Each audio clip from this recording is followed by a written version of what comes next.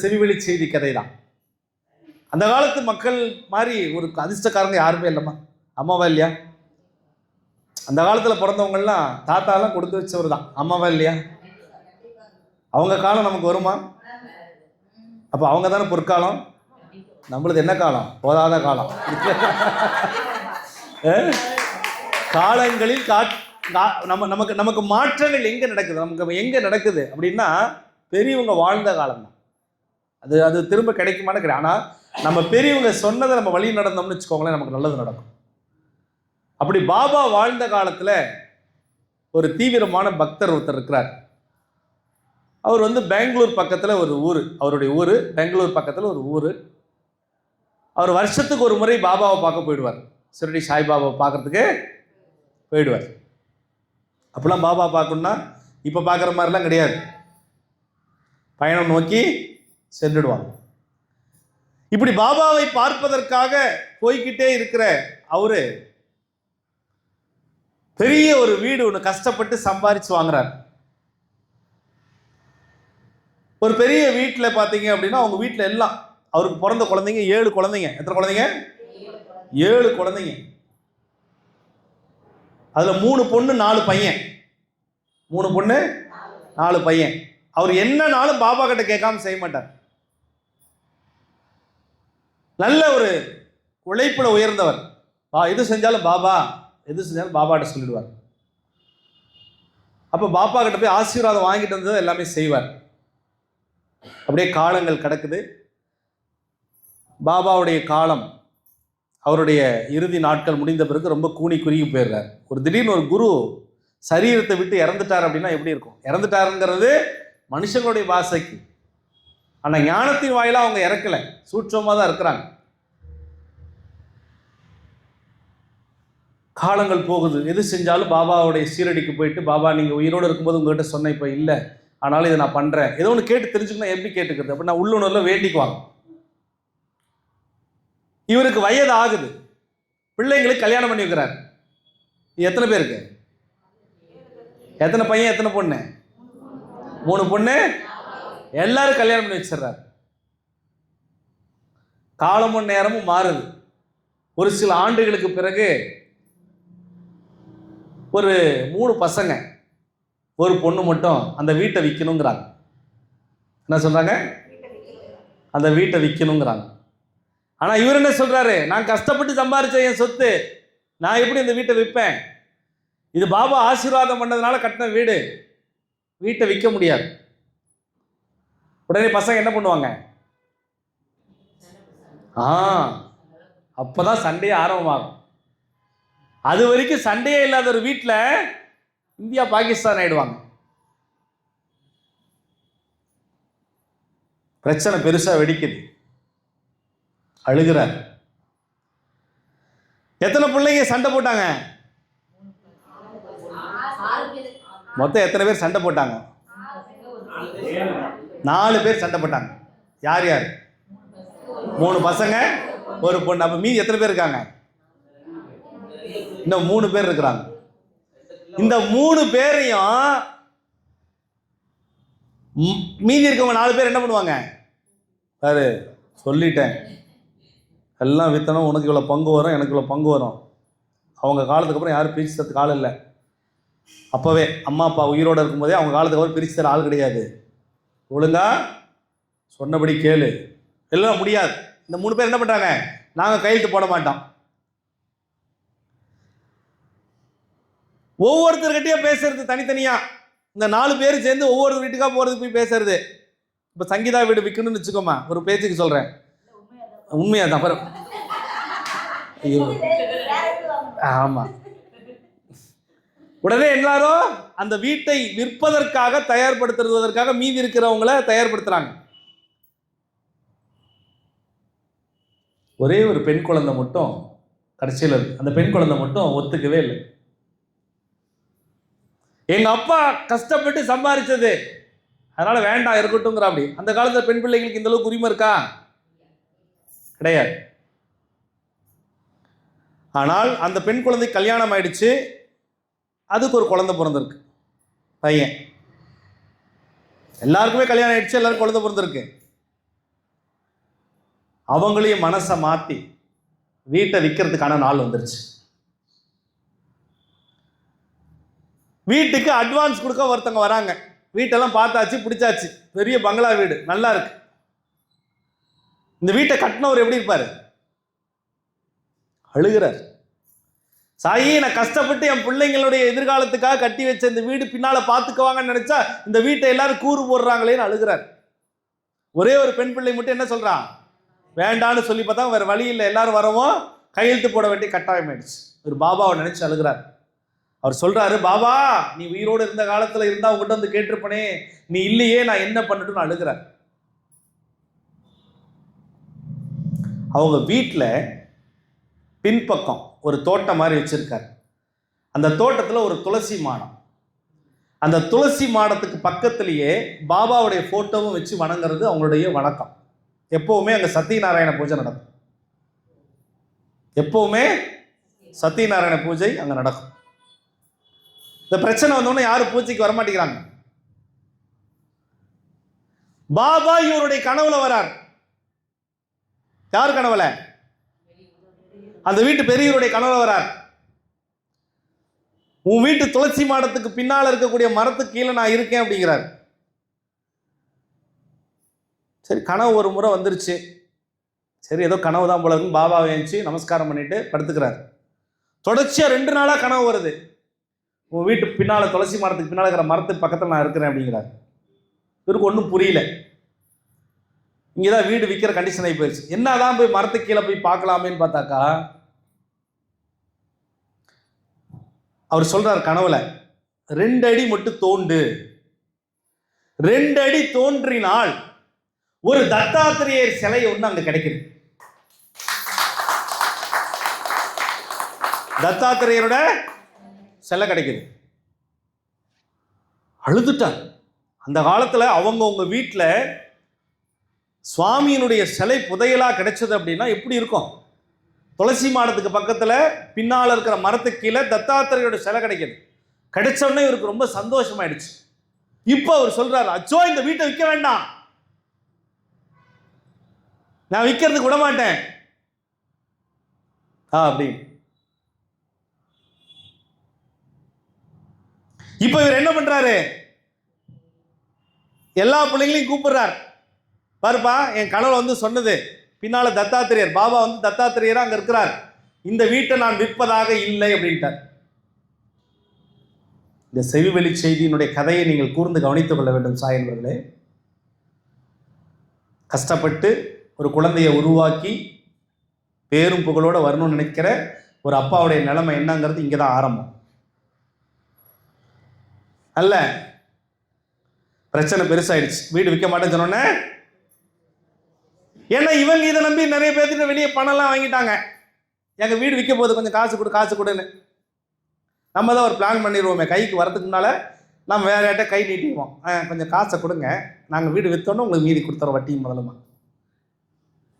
அது வரைக்கும் இவங்க அப்பா கஷ்டத்தோட சொன்ன, எப்போ தத்தாத்திரேயருடைய சிலை கிடைத்ததோ அந்த நிமிஷம் வேண்டாம், என் சாய் தத்தாத்திரேயர் வடிவத்தில் இங்கே இருக்கிறார், நான் கொடுக்க மாட்டேன் இந்த வீட்டை. எல்லா பிள்ளைங்களும் சேர்ந்து என்ன தெரியுமா பண்ணுறாங்க? ஒரு கட்டத்துக்கு அப்புறம் அந்த ஒரு பெண் பிள்ளையை தவிர எல்லோரும் சேர்ந்து அந்த அப்பாவை அடிக்கிறார்கள். இப்படியும் கூட நடக்குமா? இப்படியும் நடந்திருக்கு. பெத்த பிள்ளைங்களே அப்பாவை அடிக்கிறான். ஒவ்வொரு அடியும் வாங்கும்போது அவர் யாரு தெரியுமா சொல்றாரு? சாயி சாயி சாயின்னு கத்துறார். அப்படி உட்காருங்க. சாயி சாயின்னு கத்துறார். நீங்கள் ஒரு கற்பனை செஞ்சுக்கோங்க, நீங்க தான் அடி வாங்குறதா. எப்படி இருக்கும் அந்த இடத்துல? உங்க பிள்ளைங்களே உங்களை அடிக்கிறாங்க.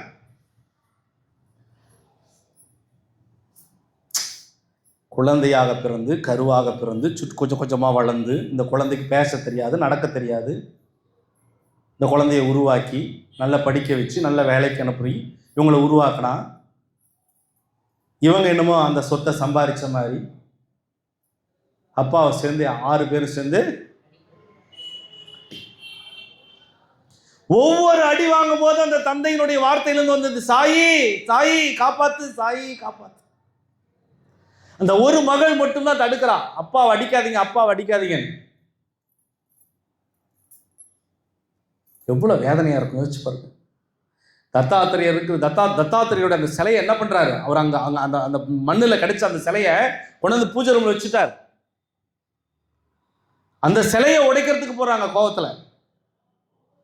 பணம், இந்த சிலை தானே உங்களுக்கு பிரச்சனை, இந்த சிலையை நாங்க உடைக்கிறோம் அப்படின்னு போறாங்க.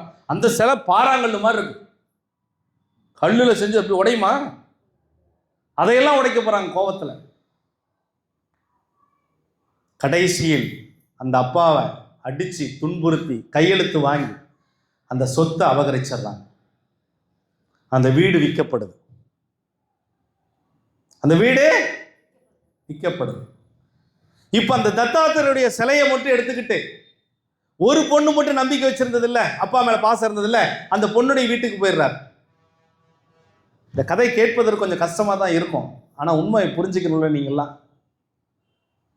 மீதி 6 பிள்ளைங்களும் அதெல்லாம் வித்துட்டு அவங்க பணத்தை எடுத்துட்டு போயிடுறாங்க. ஆடிக்கு ஒரு நாள், அமாவாசைக்கு ஒரு நாள் அப்பா கிட்ட பேசுறாங்க. அந்த ஒரு மகள் மட்டும்தான் பாத்துக்கிறான். வீட்டில் தத்தாத்திரேயரை வச்சுக்கிட்டு, சாமி நான் மன்னிச்சிரு சாமி, நான் தெரியாதனமா வித்துட்டேன், எனக்கு பலம் இல்லை, வயசாகி போயிடுச்சு, எனக்கு என்ன பண்ணுறதுன்னு தெரியல. அந்த மகள் வயிற்றில் பிறந்த பேரங்கிட்ட மட்டும் சொல்லி வளர்க்குறான். அந்த மாதிரி குட்டி பேர் அங்கே இருக்கான் பாருங்க, அந்த மாதிரி குட்டி பேர் என்ன தெரியுமா சொல்றாரு, தாத்தா நீ பெரிய ஆளானினா இந்த தாத்தா எந்த வீட்டை விட்டனோ அந்த வீட்டை நீ வாங்கணும்டா.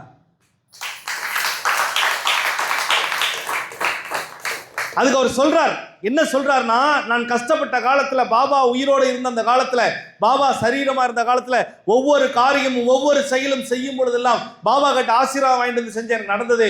இப்பொழுது என்னமோ தெரியல, இப்படியான சூழ்நிலைகள் மாறப்பட்டது.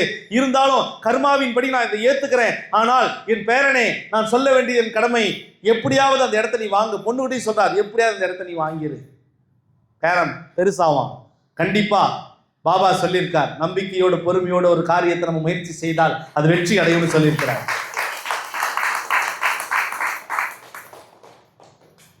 காலங்கள் போகுது, அவருக்கு வயதாகுது, அவர் இறந்துடுறார். யாரு அந்த பெரியவரே? பாபா மீது தீவிரமான பக்தி கொண்ட அந்த பெரியவர் இறந்துடுறார். இறப்பதற்கு முன்பும் சொல்றார்,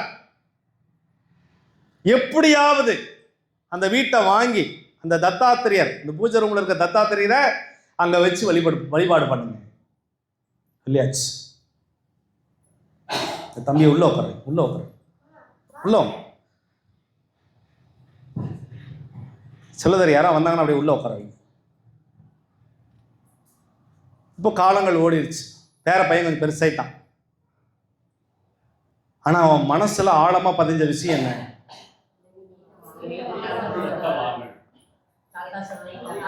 அடிக்கடி வந்து போகும், அவன் விளையாடுறான், பெருசாயிட்டான், கொஞ்சம் இது பண்றான், நல்லா படிக்கலாம் பண்றான். ஆனா அவன் மனசுக்குள்ள என்ன போகும்?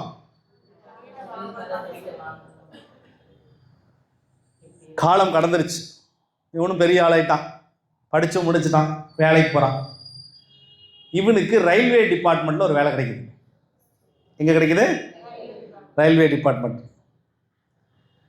இந்த ரயில்வே துறையில வேலை கிடைச்ச உடனே பயணம் அதிகமா இருக்கும் இல்லையா? நிறைய சாய் பக்தர்களை பார்க்க வேண்டிய ஒரு அனுபவம் அவருக்கு கிடைக்குது. மும்பை வழியா போற ட்ரெயின் வாயிலா கிடைக்குது. இப்போ நிறைய சாய் பக்தர்கள் பாபாவுடைய மகிமைகள்லாம் சொல்ல ஆரம்பிக்கும். இப்போதானே நம்ம எல்லாம் வீடியோ அது இதுன்னு பார்க்குறோம், வாட்ஸ்அப்பில் யூடியூப்ல எல்லாம் பார்க்குறோம். ஆனால் அப்போல்லாம் அப்படி கிடையாது, நம்ம தான் யூடியூப், ஒருத்தருக்கு ஒருத்தர் வாய் வழி சொல்கிறது தான். அப்போ நிறைய பேர் பாபாவை கும்பிட்டா என்ன நடக்கும்லாம் சொல்கிறாங்க. அப்போ நான் தாத்தா சொன்னது மட்டும் ஞாபகத்தில் இருந்துகிட்டே இருக்கு. பேரனுக்கு கல்யாணமும் ஆயிடுச்சு. என்ன ரயில்வேல வேலை கிடைச்சி கொடுத்து அப்புறம் என்ன, வேலை கிடைச்சா கல்யாணம் தான், பிபி டும் டும் தான். கல்யாணம் நடந்து முடிஞ்ச உடனே அவனுக்கு ஒரு குழந்தை பிறக்குது. யாருக்கு? பேரனுக்கு ஒரு குழந்தை பிறக்குது. அப்போ பாபா கனவுல வந்து சொல்றார், இந்த குழந்தைக்கு சாய் என்று பெயர் வை அப்படிங்கிறார். அந்த பெரியவருக்கு கொள்ளு பேரன் கணக்கு, பெரியவருக்கு கொள்ளு பேரன். சரின்னு அதே மாதிரி குழந்தைக்கு பேர் வைக்கிறாங்க, சாய் ஆதித்யான்னு வைக்கிறாங்க. என்ன பேர் வைக்கிறாங்க? சாய் ஆதித்யா அப்படிங்கிற பேர் வைக்கிறாங்க.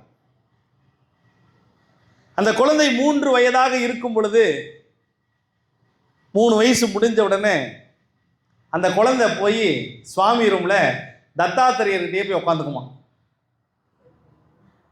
அங்கே சிலை கிடைச்சதில்ல, அந்த தத்தாத்திரேயர் எடுத்து வந்த தாத்தா வச்சது சிலை. அந்த 3 வயசுக்கு அப்புறம் அந்த சிலைக்கிட்டேயே போய் அந்த பேரை புள்ள உட்காந்துக்குமா. எந்த பேரை? கொள்ளு பேரை. இவனே பூ எடுத்துக்கிட்டு, இந்த குழந்தைங்களாம் வளரும்ல, சொல்லிகிட்டே இருக்குமா, சாய் சாய் சாய் சாய் சாய் சாய்னு பூஜை. இந்த காட்சியை அப்பா பார்க்குறாரு. எனக்கு மனசுக்குள்ளே ஏதோ ஒரு உறுத்துது. ஐயோ என்னன்னு தெரியலையே, மனசு ஒரு மாதிரி பண்ணுதே. பையனு தத்தாத்திரேயர் பூஜை பண்ணாடே, ஒரு 3 வயசு குழந்தை பூஜை எப்படி பண்ணோம்? தத்தக்கா பத்தக்கான்னு பண்ணோம்ல. புருஷனை முன்னாடி பேசிக்கிறாங்க. இந்த குழந்தை தானாக பண்ணுது தெரியலைங்க. அவனே பூ கேட்குறான். நம்ம எப்பயுமே பூஜை பண்ணுவோங்க, அந்த பூஜையில் ஒரு டப்பாவில் இருக்கிற பூவை எடுத்து அவனே வந்து சாய் சாய் சாய்ன்னு சொல்கிறான். இந்த சாய் ஆதித்யாவுக்கு என்ன இவ்வளோ ஞானம்னே தெரியல.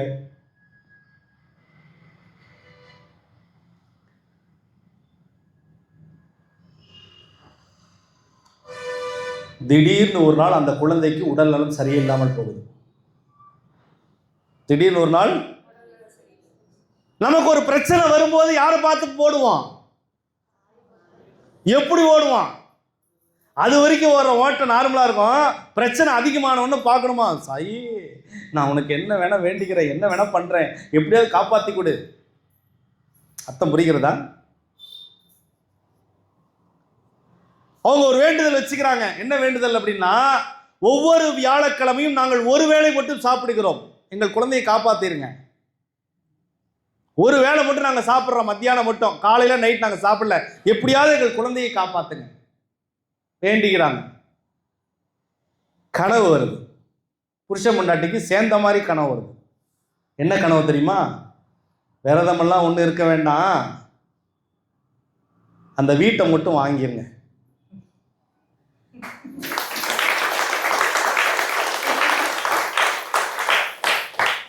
விரதமெல்லாம் இருக்க வேண்டாம், தத்தாத்திரேயர் வந்து அந்த வீட்டை மட்டும் வாங்கிருங்க. கனவு அவ்வளோதான், கலைஞ்சு எடுத்து. உடனே இவங்க போகிறாங்க. அந்த வீடு பார்த்தா இன்னும் வேறு மாதிரி அமைச்சு, வேறு மாதிரி பந்தாவாக இன்னும் சூப்பராக கட்டிட்டாங்க. இந்த பழைய ஸ்டைல்லாம் கிடையாது. நம்ம தான் இப்போ ஸ்டைலை மாற்றிக்கிட்டே இருப்போம். வீடு வேறு மாதிரி சூப்பராக மாறிடுச்சு, இன்னும் லக்ஸூரியா. அந்த வீடு பார்த்தீங்கன்னா இவங்களுக்கு அப்புறம் 2 பேர் கை மாறிடுச்சு. எத்தனை பேர்? 2 பேர் கை மாறிடுச்சு. அவங்க கிட்ட போய் நம்ம என்ன பண்ணுவோம், இந்த மாதிரி விஷயத்தை பொதுவாக சொல்லிட்டு, இந்த வீடு விற்கிற மாதிரி இருந்தால் சொல்லுங்க அப்படின்னாங்க. நாங்களாம் வீடு விற்கிற மாதிரி இல்லை, போங்க போங்க. ஸோ என்ன இவங்க இப்படி சொல்கிறாங்க, பாபா வந்து கனவுல வந்து இப்படி சொல்கிறாரு, நாங்களாம் வீடு விற்கிற மாதிரி இல்லை. இல்லைங்க, வீடு விற்கிற மாதிரி இருந்தால் சொல்லுங்க, எங்கள் விலாசம் தான் சொல்லிட்டு வந்தாச்சு. மறுபடியும் ஒரு மாதம் கழிச்சு எதுக்கும் முயற்சி பண்ணுவோம். அடிக்கடி பாபா கனவுல வந்து அந்த தத்தாத்திரேயர் இருக்கிற இடத்துக்கு நீங்கள் மறுபடி போங்க போங்கன்னு சொல்கிறார்.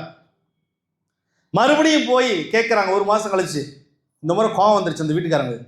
ஏங்க அன்னைக்கே சொல்லிட்டேன்ல, சும்மா சும்மா வந்துட்டு இருக்காதீங்க, நாங்கள் வீடு விற்கிற மாதிரி இல்லை, பாருங்கள் எங்கள் பிள்ளைங்களாம் இருக்கிறாங்க, நாங்கள் வம்சமாக இங்கே தான் இருக்க போகிறோம். அதெல்லாம் சரிங்க, வீடு விற்கிற மாதிரி இருந்தால் இது சொல்லுங்க. அர்த்தம் புரியுதா? ஏன்னா இவங்களுக்கு நம்பிக்கை, பாபா செய்வார். ஒரு 6 மாதம் ஆயிடுச்சு. இவங்க நினச்சிக்கிட்டாங்க இனிமேல் நம்ம அந்த வீடு வாங்க முடியாது, என்ன பண்ணுறதுன்னு தெரியல. சரி, இதுக்கு என்ன வழி, என்ன மாற்று வழி அப்படின்னு கேட்கும்போது, ஒரு நாள் கனவுல வந்து நீங்கள் இதுக்கு மேலே போக வேண்டாம், தானாக நடக்கும். என்ன நடக்கும்? தானாக நடக்கும். அது எப்படி தானாக நடக்கும்? நம்ம நிறைய பேர் பக்தியில் ஒரு கேள்வி இருக்குல்ல, நான் இவ்வளோ பக்தியாக இருக்கேன், இவ்வளோ சுவாமி கும்பிட்றேன், ஆனால் நடக்க மாட்டேங்குதே. எல்லாம் தானாக நடக்கும்பா.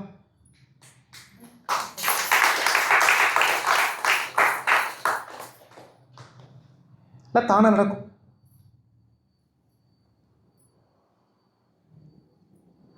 ஒரு மறுபடியும் ஒரு சில மாதங்கள் 6 மாதங்கள் கழித்த பிறகு அவங்க அந்த வீட்டுக்காரங்க ஓடி வராங்க. எந்த வீட்டுக்காரங்க?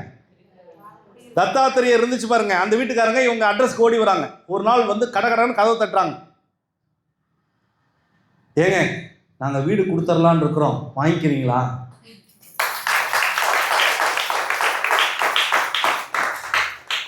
நாங்க வீடு கொடுத்துடலான்னு இருக்கோம், வாங்கிக்கிறீங்களா? ஏன், என்னாச்சு, என்ன காரணம் அப்படிங்கும்போது அவங்க அப்பதான் ஒரு விஷயத்தை சொல்றாங்க. நாங்கள் எங்களுடைய குலதெய்வத்துக்கு ஊருக்கு போயிருந்தோம். எங்கள் குல தேவதை ஒருத்தங்க இருக்கிறாங்க. அங்க போய் சுவாமி கும்பிட நாங்க வருஷத்துக்கு ஒரு முறை போவோம். எங்கள் குலதெய்வம் கோயில்ல 3 நாள் நாங்க தங்குவோம். அப்படி 3 நாள் தங்கும் போது எங்கள் குடும்பத்திற்கு ஒரு அதிசயம் நடந்தது. விடியற் காலை 3:15 3:30 மணிக்கு எங்கள் குலதெய்வம் எங்களை எழுப்பி காட்சி கொடுத்தான்.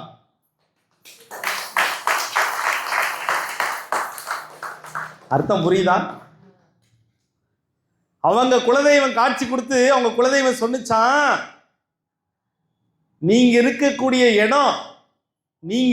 இடம் இல்ல, அது குருவனுடைய இடம். தயவு செய்து அந்த வீட்டை நீங்க நல்ல விலைக்கு விற்கிறதுக்கு நானே ஏற்பாடு பண்றதுக்கு தான் 6 மாசத்துக்கு முன்னாலே அனுப்பி வச்சேன். நீங்க கேட்கல. இப்ப அந்த வீட்டை நீங்க திருப்பி கொடுத்துட்டு நீங்க பாட்டுக்கும் வேற இடத்துக்கு போயிருங்க, அதுக்கு நான் ஏற்பாடு பண்ணித்தரேன் அப்படின்னு அவங்க குலதெய்வமே வந்து ஆசீர்வாதம் பண்ணதாக அவங்க சொல்றாங்க. இப்ப இந்த கதையை நீங்க கூர்ந்து கவனிச்சுக்கணும். அந்த குலதெய்வம் வந்து யார்கிட்ட சொல்லிச்சு? அவங்க கிட்ட சொல்லிச்சு. இப்ப நீங்க நல்லா புரிஞ்சுக்கோங்களேன். அவங்க குலதெய்வம் சொன்ன உடனே கேட்கிறாங்க. இவங்க போய் கேட்ட உடனே நடக்கல. இதுல இருந்து என்ன தெரியுது? அவங்க குலதெய்வம் சொன்னா தான் பாபா கிட்ட வந்து நீங்க உட்காரவே முடியுங்கிறதையும் நீங்க தெரிஞ்சுக்கோ.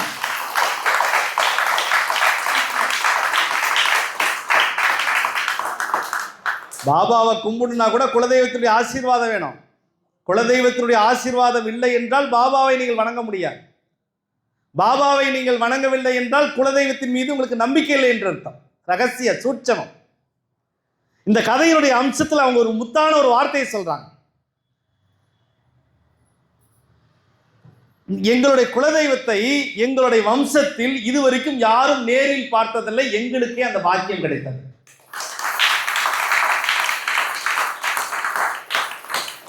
இந்த பாக்கியம் எதனால் கிடைத்தது என்பதை எங்கள் குலதெய்வம் எங்களுக்கு சொல்லப்பட்ட செய்தி என்ன தெரியுமா? ஷிரடி சாய்பாபா என்கிற அவதாரத்தின் காரணமாகத்தான் நானே உங்களுக்கு காட்சி தந்தேன். இப்போ அவங்களுக்கு உடம்பு மெய் செலுத்து போச்சு. ஓ, ஷிரடி சாய்பாபாவால தான் நீங்களே எனக்கு காட்சி கொடுத்தீங்களா அப்படின்னு அவங்க பாபாவின் மீது அதீதமான பற்று கொண்டு அந்த வீட்டை ஒரு நல்ல விலைக்கு விற்கிறதுக்கு தயாராகி இவங்க கிட்ட வந்துட்டாங்க. இப்போ இவங்க என்ன பண்றாங்க? அந்த வீட்டை வாங்குறாங்க. விட்டு போன வீடு, ஷிரடி சாய்பாபா தத்தாத்திரேயராக புதையலாக கிடைத்த வீடு, பல ஆண்டுகள் கழித்து மறுபடியும் கொள்ளு பேரன் மூலமாக கைக்கு வருது அப்படின்னா எவ்வளவு பெரிய பாக்கியம் என்பதை நீங்கள் புரிந்து கொள்ளுங்கள். சரி, வீட்டை மறுபடியும் அந்த லக்ஸூரியா மாத்திர வீட்டுக்கு வந்தாச்சு. இங்கதான் ட்விஸ்ட் இருக்குது பாருங்க. லக்ஸூரியா மாத்திர வீட்டுக்கு வந்தாச்சு.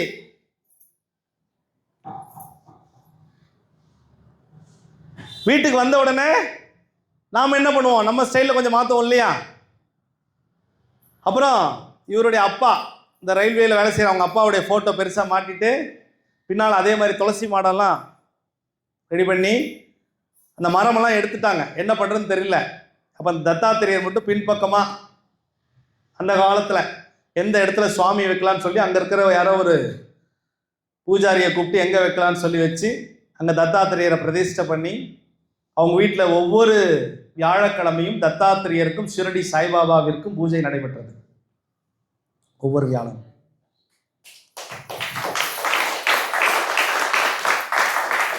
இதுல ஒவ்வொரு வியாழக்கிழமையும் அந்த பூஜையில வந்து உட்கார்ற முதல் ஆள் யார் தெரியுமா?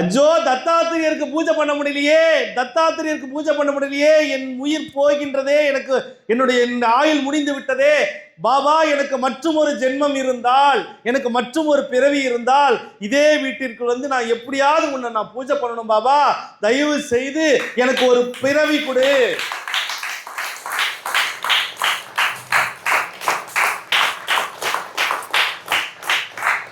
எனக்கு ஒரு பிறவி கொடு, எனக்கு ஒரு பிறவி கொடு, இந்த பிறவியில் அடுத்த பிறவியிலேயாவது நான் உனக்கு பூஜை பண்ணிக்கிற பாக்கியம் வர வேண்டும் சொன்னதுக்கு அப்புறம் தான் தன்னுடைய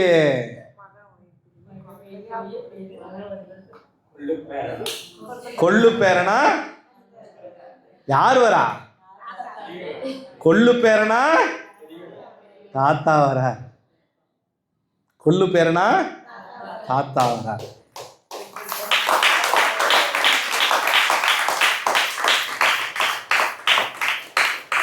அப்பதான் இன்னொரு ரகசியத்தை சொல்றார். அப்பதான் இன்னொரு ரகசியத்தை உடைச்சு சொல்றார். இந்த குழந்தை என் பிள்ளை கடைசி வரைக்கும் இந்த தத்தாத்திரருக்கு பூஜை செய்துவிட்டு என் பாதத்தில் அந்த குழந்தை சரணடைந்து விடும்.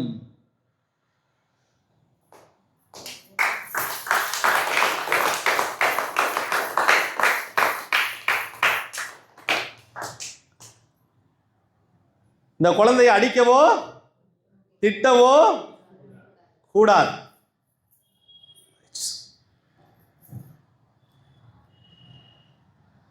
இன்னைக்கு அந்த வீடு தத்தாத்திரேயர் கோவிலாக மாறிவிட்டது.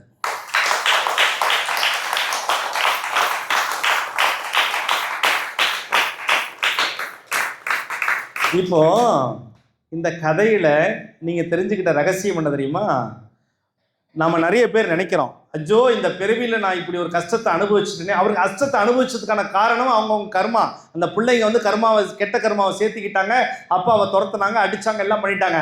ஆனால் மறுபடியும் பாபாவுடைய பாதத்தில், குருவினுடைய பாதத்தில், தத்தருடைய பாதத்தில் யார் வந்து பிறக்கிறா? எந்த தாத்தா கஷ்டப்பட்டு தான் அந்த வீட்டை உருவாக்குனாரோ அதே வீட்டில் குழந்தையா வந்து மறுபடியும் உட்கார்ந்துருக்கிறார். ஆடுறாரு, ஓடுறாரு, எல்லாம் பண்றாங்க, சந்தோஷமா அந்த வீட்டில் இருக்கிறார். அதே வீட்டில் சுவாமிய ஒவ்வொரு வியாழக்கிழமையும் ரொம்ப சந்தோஷமா பூஜை நடக்குது. இதிலிருந்து நீங்கள் தெரிந்து கொள்ளக்கூடியது ஒன்னே ஒன்று, நீங்க புரிந்து கொள்ளுங்கள். இந்த பிறவியின் கணக்கு ஒன்று என்றால் அடுத்த பிறவியிலும் ஒரு கணக்கு இருக்கும். அந்த கணக்கு உங்கள் குலதெய்வம் அந்தந்த பிறவியின் மூலமாக பாபா நடத்தி வைப்பார்.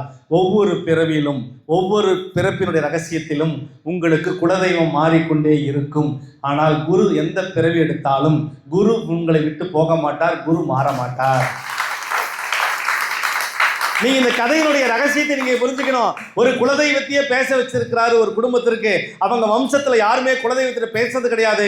குலதெய்வமே வந்து பேசி இந்த விஷயத்தை சொல்லி இன்னைக்கு ஒரு தத்த பரம்பரையா இன்னைக்கு தத்தாத்திரேய நாமத்தை சொல்லி இன்னைக்கு சீரடி சாய்பாபாவையும் தத்தாத்திரையும் ஆழமாக வணங்கி இருக்கிறாங்க. அப்படின்னா இந்த ஜென்ம ஜென்மமாய் ஜென்ம ஜென்மமாய் ஜென்ம ஜென்மமாய் ஜென்ம ஜென்மமாய் ஜென்ம ஜென்மமாய் ஜென்ம ஜென்மமாய் ஜென்ம ஜென்மமாய் ஜென்ம ஜென்மமாய் ஜென்ம ஜென்மமாய் ஜென்ம ஜென்மமாய் ஜென்ம ஜென்மமாய் ஜென்ம ஜென்மமாய் ஜென்ம ஜென்மமாய் ஜென்ம ஜென்மமாய் ஜென்ம ஜென்மமாய் ஜென்ம ஜென்மமாய் ஜென்ம ஜென்மமாய் குருபாதம் சரணடைந்தோம்.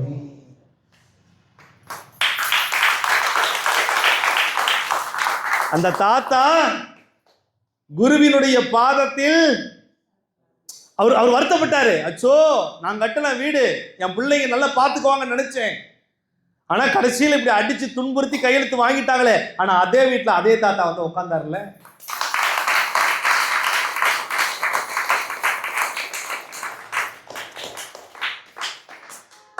யோசிக்கணும், ஞானத்தின் ரகசியம் யோசிக்கணும், ஒரு கதையினுடைய கருவினுடைய ரகசியத்தை யோசிக்கணும். இந்த செவிவெளி செய்தியினுடைய ரகசியத்தை நீங்கள் புரிந்து கொள்ள வேண்டும். ஒரு மனிதன் பிறப்பு எடுத்தானா நல்லதும் கெட்டதும் மாறி மாறி இருக்கும். ஆனால் நல்லது மட்டும் நினைச்சு, நல்லது மட்டும் செஞ்சு, நல்லதுக்காக மட்டும் வாழ்றவங்களை ஒருபோதும் குரு கைவிட மாட்டார். அப்போ உங்களுக்கு நான் சொல்லக்கூடிய ஒரே ரகசியம் என்ன தெரியுமா? உங்களுக்கு எந்த கஷ்டம் வந்தாலும், எந்த சூழ்நிலை வந்தாலும், எப்பேற்பட்ட நிலை வந்தாலும், நீங்கள் நல்லது செய்வதை மட்டும் விட்டு விடக்கூடாது. இந்த கதை ஆரம்பிக்கும் போது உங்களுக்கு ரொம்ப ட்ரையா இருந்திருக்கும். இந்த கதை ஒரே வறட்சியா இருக்குது அப்படின்னு நீங்க நினைச்சிருப்பீங்க. ஆனால் கதையினுடைய முடிவு எப்படி இருக்கு பாத்தீங்களா? ஒரு பெரிய புரட்சி குரு பண்ணியிருக்கிறார் இல்லையா? இப்படியெல்லாம் கூட நடக்குமா? இதை விட இன்னும் சிறப்பாக பாபா நடத்துவாருங்கிறதுக்கு இதை விட ஒரு செவிவெளி செய்தியுடைய அற்புதமான கதையை யாரும் உணர முடியாது. போயிட்டு சொல்லுங்க. நீங்கள் யோசிக்கணும். இந்த கதையினுடைய ரகசியத்தை நீங்கள் யோசிக்கணும். சுவாமி இந்த கதையில உங்களுக்கு என்ன சொல்லி கொடுத்திருக்கார்? நீங்க இந்த ஜென்மத்தில் எதுக்காக பிறந்திருக்கீங்க? உங்க வலது கை எடுத்து உள்ளங்கையை எப்படி பாருங்க, இடது கை எடுத்து உங்க உள்ளங்கையை பாருங்க. இந்த கை எதுக்காக படைக்கப்பட்டிருக்கு? ரெண்டு கை எதுக்காக படைக்கப்பட்டிருக்கு? அப்படியே கையை பாருங்க. ஒரு கை உழைப்பதற்காக, ஒரு கை கொடுப்பதற்காக.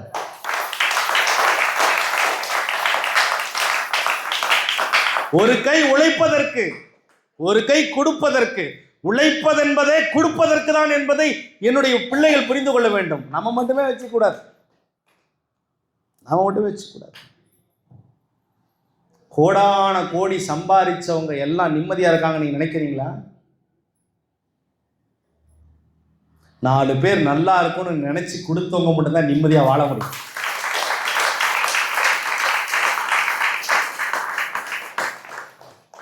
சொத்து, சுகம், பணம், காசு இது எல்லாமே ஒரு மாயை. இந்த மாயையில் போய் நீங்கள் மாட்டிக்காதீங்க. எல்லாம் நமக்கு தேவைதான். ஆனால் அதை விட நமக்கு தேவை குருவினுடைய திருப்பாதம். அந்த திருப்பாதத்திற்கு நீங்கள் போகிறதுக்கு முயற்சி பண்ணுங்க. நீங்க யோசிச்சு பாருங்களேன். ஒரு வயதான காலத்துல ஒரு பின்பக்கம் ஒரு புதையல் போல துளசி மாடத்துக்கு பின்னால ஒரு மரத்துக்கடியில 2 அடிக்கு கீழே தோண்டும் போது ஒரு தத்தாத்திரேயர் சிலை கிடைச்ச உடனே, ஆஹா இந்த தத்தாத்திரேயர் சிலை கிடைச்சிருச்சு, இனிமே அந்த வீட்டை நாம இங்கதான் வச்சிருப்போம், இங்கதான் நம்ம பூஜை பண்ண போறோம், கடைசி காலத்துல பாபா இங்க வந்து ஆசீர்வாதம் பண்ணிட்டாருன்னு நினைக்கிற அந்த அவரு இல்ல, இந்த வீடு விற்கக்கூடிய சூழ்நிலை, அந்த விற்கக்கூடிய சூழ்நிலையில நான் தள்ளப்பட்டுட்டேன், இறைவா இந்த மண்ணை நான் விற்கிறேனே அப்படின்னு அந்த விற்கும் போது கையெழுத்து போடும்போது அவர் மனசு எவ்வளவு கஷ்டப்பட்டு அழுது துடிச்சு இருப்பார். அவரு தன்னுடைய மகள் வீட்டில் படுத்து தூங்கிட்டு இருக்கும் போதும் இரவு நேரங்கள்லையும் பாபாவை வணங்கும் போதும், பாபா பாபா பாபா நான் மறுபடியும் இனிமே புறப்படான்னு தெரியாது, அப்படி ஒரு பிறப்பு இருந்துச்சுன்னா எப்படியாவது இந்த தத்தாத்திரேயரை இந்த சிலையை அதே இடத்துல கொண்டு போய் வச்சு பிரதிஷ்டை பண்ணி நான் பூஜை பண்ணணும், அப்படி ஒரு பாக்கியத்தை எனக்கு கொடு பாபான்னு அன்னைக்கு மனமுருகி வேண்டினாரே அவரு.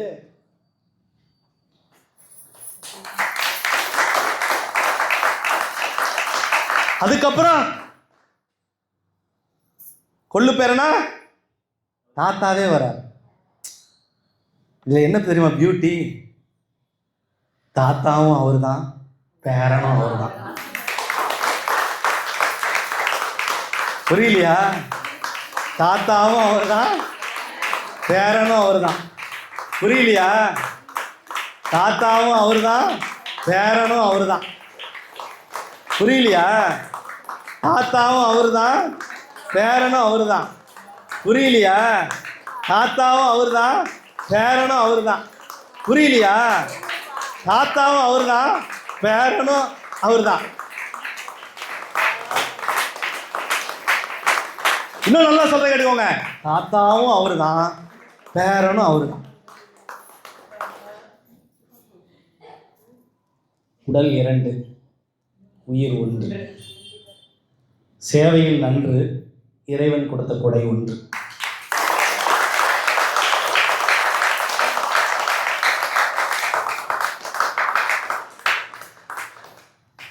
இப்ப இறைவன் எந்த இடத்துல எவ்வளவு சூட்சமான வேலை பார்த்துட்டு இருக்காரு நீங்க யோசிச்சுக்கோங்க.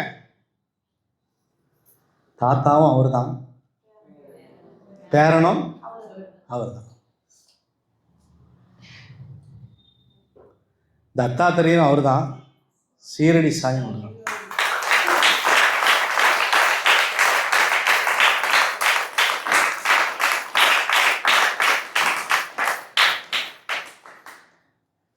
ஏன் வந்திருக்கேன், எதுக்கு வந்திருக்கேன், ஏன் இது நடக்குது, எதுக்காக இது நடக்குதுன்னு கொஞ்ச நாள்ல நீங்களே தெரிஞ்சுக்குவீங்க.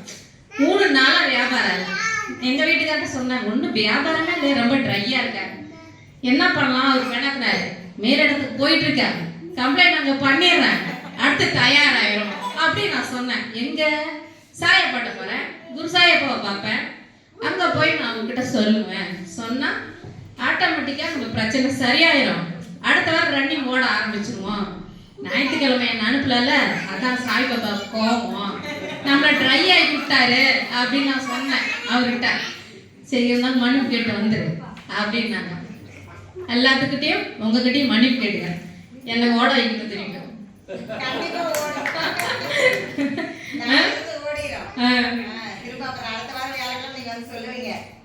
ரொம்ப சந்தோஷம். ஆமா அப்பா, எப்படிப்பா நான் புரிஞ்சுக்கிட்டு சரியா? ஏன்னா தாத்தா பேரன் பேரன் அடுத்து நீங்க எப்பயுமே எங்களை வாழ வச்சுக்கிட்டே இருக்கணும். உங்க ஆசீர்வாதம் எங்களுக்கு வேணும். அப்பா வந்து எங்களை நல்லா இருக்கணும்னு வாழ்த்தி தான் எல்லாம் பண்றாரு. நீங்களும் சாப்பிட்டு மனநிறைவோட வீட்டுக்கு எடுத்துட்டு போங்க. ஏன்னா அவங்க உடம்புல ஏதாவது நோய், மனநல நோய் இருந்தாலும் அது சரியாகணும், அவங்களும் நல்லா இருக்கணும். இந்த மனசு எல்லாத்துக்கும் வராது, எல்லா பணக்காரங்களுக்கும் வராது இல்லைங்களா? தங்கமான மனசு இருக்கிறவங்களுக்கு மட்டும்தான் வரும். இந்த தங்கமான மனசு எப்பயுமே எங்களுக்கு வேணும். ரொம்ப சந்தோஷம்ப்பா. ஏன்னா எங்களை எல்லாம் அரவணைக்கிறீங்கல்ல, ஏசி எல்லாம் போட்டிருக்கீங்க. எங்க வீட்டுல இல்ல, எங்க வீட்டுல ஃபேன் தான் இருக்கு. இது பெரிய சந்தோஷம். என்னப்பா, சின்ன சின்ன சந்தோஷம். ஆனா குளிர் தாங்க முடியாது. என்னப்பா சந்தோஷமா இருக்க? நான் பேசுனது உண்மைதான் பேசினேன், மனசார பேசினேன். இதுல எந்த பொய்யும் இல்லை. உங்க தரப்பா தான் நானும் பேசினேன். அடுத்து நம்ம குட்டி பாலமுருகனை பார்ப்போம். எப்ப எப்ப நியூ இயர், நான் எங்க அம்மாட்ட காலையில ஒரு விஷயம் சொன்னேன். கலண்டர் பாரு, ஏன் இந்த வருஷம் நியூ இயர் வியாழக்கிழமை வருது, அதுக்கு என்னப்ப எனக்கு ரொம்ப சந்தோஷமா இருக்கணும். ஏன் சாய்பாபா கோயிலுக்கு போவோம் இல்லையா? நியூ இயர் வியாழக்கிழமை வருது, நம்மளுக்கு சிறப்பான நியூ இயர் இந்த வருஷம். எல்லா கஷ்டமும் இப்பவே முடிஞ்சிச்சு. அடுத்து 26 அருமையா இருக்கும். நம்ம கூட அப்பா இருக்காரு இல்லையா? நாமெல்லாம் புதுசாக போக போறோம். நம்ம பிறவி புது பிறவி, புது பொலியோட நம்மளாம் மின்ன போறோம். ஸ்டார் ஆட்டம். அப்பாவோட ஹெல்ப்பு, தாத்தாவோட ஹெல்ப்பு, எல்லாத்துக்கும் மேல சாயப்பாவோட ஹெல்ப். அவர் தினைக்கு நினைச்சு நான் கும்பிட்டுட்டு தான் இருக்கேன். இன்னைக்கு முருகன் கோயில என்னோட வீட்டு விஷயம் அப்பா சொன்ன கதை தான். என் வீடு வந்து ரொம்ப கஷ்டத்துல தான் இருக்குது. எங்க அம்மா சொல்றாங்க என்கிட்ட, எப்படியாவது நம்ம வீட்டை காப்பாற்றணும் காப்பாற்றணும் போராடிட்டு இருக்கேன் நான். அப்பா மேல சத்தியமா சொல்றேன், போராடிட்டு இருக்கிறேன் நான். முருகன் கோயில போய் உட்காந்துட்டு அழுதேன், கண்ணை மூடிட்டு அழுதேன். அப்பா இப்படி ரொம்ப மன உளைச்சலா இருக்கு, எனக்கு ஒரு வழி காட்டுங்க. நீங்க இருக்கிற இடத்துல தான் சாயப்பாவும் இருக்காரு, நீங்களும் அங்கதான் இருக்கீங்க. அதனால எனக்கு ஒரு நல்ல வழி நீங்க தான் காட்டணும். உங்களை முருகனாவும் பார்க்கல, சாயப்பாவும் பார்க்கல, எல்லா தெய்வமும் இங்கதான் இருக்கிறீங்கன்னு கண்ணை மூடி கும்பிட்டப்பா. அப்போ ஒரு செகண்ட் என் கண்ணு முன்னாடி என்ன வந்து தெரியுங்களாப்பா, நான் எதிர்பார்க்கவே இல்லை. லிங்கத்துல வந்து அவங்க வந்து பால் அபிஷேகம் பண்றாங்க, அது நான் நினைக்க கூட இல்லை. அந்த லிங்கத்துல வந்து பால் அபிஷேகம் பண்ற ஒரு காட்சி, அருமையான காட்சி என் கண்ணு முன்னாடி வந்தது. அப்போ ஒரு செகண்ட் மெய் சிரிச்சுட்டேன் நான். அப்பா நான் முருகனையும் சாயப்பாவும் நினைச்சுதான் அந்த இடத்த கும்பிட்டுட்டு, திடீர்னு இவர் எங்கப்பா வந்தாரு, எனக்கே ஒன்றும் புரியல அப்படின்னு அவர்கிட்ட பேசணும். முருகன்கிட்ட நான் மனசுக்குள்ளாரே பேசிக்கிறேன், கையை மட்டும் ஆட்டி ஆட்டி பேசிட்டே இருந்தேன். பக்கத்துல இருக்கிற பொண்ணு என்ன ஒரு மாதிரி பச்சு, நம்ம தன்னை மறந்து பேசுற போல கொஞ்சம் கண்ட்ரோல் பண்ணிட்டேன். ஆனா நான் என்ன மறந்துதான் நான் கையாட்டேன். அப்பா நான் முருகனையும் சாயப்பாவும் நினைச்சுதான் கும்பிட்டேன். இங்க சிவன் எங்க வந்தாரு, பால் அபிஷேகம் வேற நடக்குது, எனக்கு ஒன்றும் புரியலையாப்பா. இன்னைக்கு போனா சாயா பட்டத்துக்கு விளக்கு கேட்டுருக்கோம் அப்படின்னு நினைச்சுட்டே வந்தேன். கரெக்டா அப்பா அந்த மாதிரி கதையை சொல்லிட்டாரா, எனக்கு ஒரே சந்தோஷம். ரைட்டு, நம்ம எல்லா விஷயத்திலயும் கஷ்டத்திலயும் சந்தோஷத்திலயும் அப்பா கூட தான் இருக்கும் போல இருக்குது. அப்பா கிட்ட எல்லாம் நவரல, ஒரே சந்தோஷமா இருந்துச்சு எனக்கு. ஆமா ஆமா, எல்லா சொந்தங்களும் இருக்கிறப்ப எனக்கு என்ன கஷ்டம்? அப்பா இருக்காரு, சகோதரர் இருக்காரு, என்ன கஷ்டம் சொல்லுங்க. நம்ம கஷ்டத்தை ஷேர் பண்ணிக்க இவ்வளவு மக்கள் இருக்கப்ப சந்தோஷமா இருக்குமல்ல. அதே சந்தோஷத்தோட அங்கிருந்து தயிர் சோறு கொடுத்தாரு. எப்ப போனாலும் முருகன் கோயில ஒரு பாக்கெட் கொடுத்தா நான் வாங்க மாட்டேன், இன்னொன்னு கொடுக்கணும், அடமா கேட்டு வேண்டாம் தருவேன். அப்படியே என்ன பார்ப்பாங்க. பார்க்காதீங்க, எனக்கு ரொம்ப பிடிக்கும் கோயில் பிரசாதம்னா கேட்டே வேணுங்க. அவ்வளோ ஒரு சந்தோஷம். அந்த பிரசாதம் சாப்பிட்ட ஒரு சந்தோஷத்தோட தான் இங்கேயும் வந்து என்னோட சந்தோஷத்தை அப்பாட்ட ஷேர் பண்ணேன். எனக்கு ரொம்ப சந்தோஷமா இருக்குது. நான் பேசுறது உங்களுக்கு பிடிச்சிருக்கா? எனக்கு ரொம்ப சந்தோஷம். ரொம்ப சந்தோஷம். வாழ்த்துக்கு நல்லா இருக்கும். ரொம்ப சந்தோஷம். ஓம் சாய்ராம்.